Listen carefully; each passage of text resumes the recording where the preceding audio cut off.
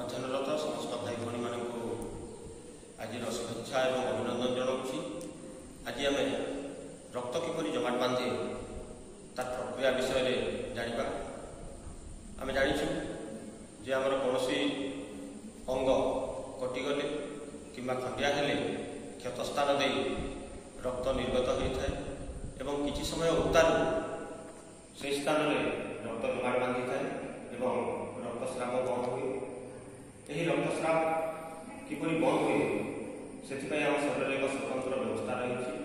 आम रक्त plasma protein यही कार्य संपादन कर प्लाज्मा हूँ एक हलदिया रंगर रक्त रही एक पदार्थ जहाँकि आम समुदाय रक्त में 55% ब्लड प्लाज्मा रही।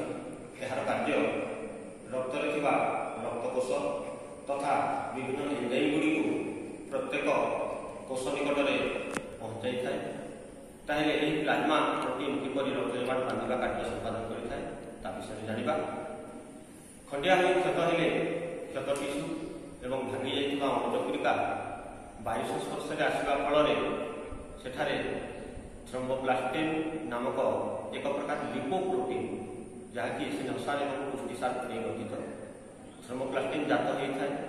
से थ्रोम्बोप्लास्टिन रक्त में कैल्शियम आयन उपस्थिति तथा एंजाइम उपस्थिति प्लाज्मा स्थित प्रोथ्रोम्बिन नामक एक प्रकार प्रोटीन को थ्रोम्बिन नामक एक सक्रिय एंजाइम में परिणत करें।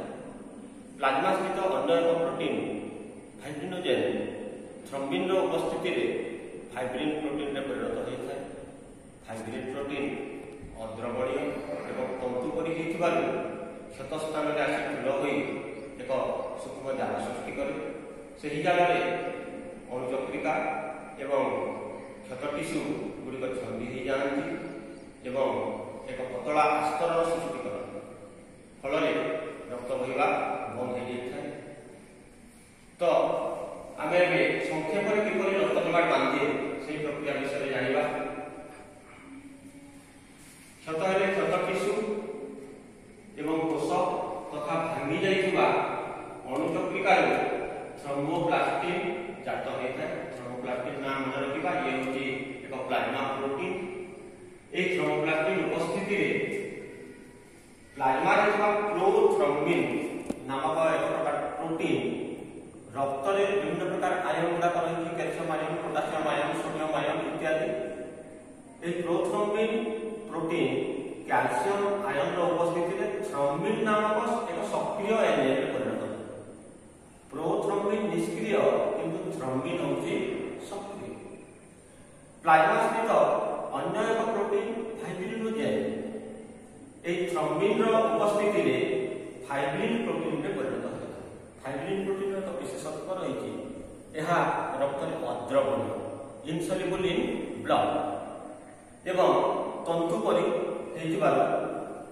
कौन हुए एक जाल सृष्टि करे। फाइब्रिन परवर्ती तृतीय बिंदु को फाइब्रिन जाल रक्त कणिका एवं अणुचक्रिका एगुड़ाक उपस्थिति फाइब्रिन जाल में रक्त कणिका और अणुचक्रिका छंदी जाती एवं पतला आस्तरण सृष्टि पतला आस्तरण सृष्टि होगा फल रक्त से बाटे निर्गत हो पारे ना रक्त बहवा बंद हो। तो ये हूँ संक्षेप में रक्त जमाट बांधा प्रक्रिया। एवं आम मन एक निश्चित भाव में कौतूहल जात हो आम शरीर में तो रक्त संचालन हो रक्त जमाट बांधु ना कहीं। निश्चित भाव में आम रक्त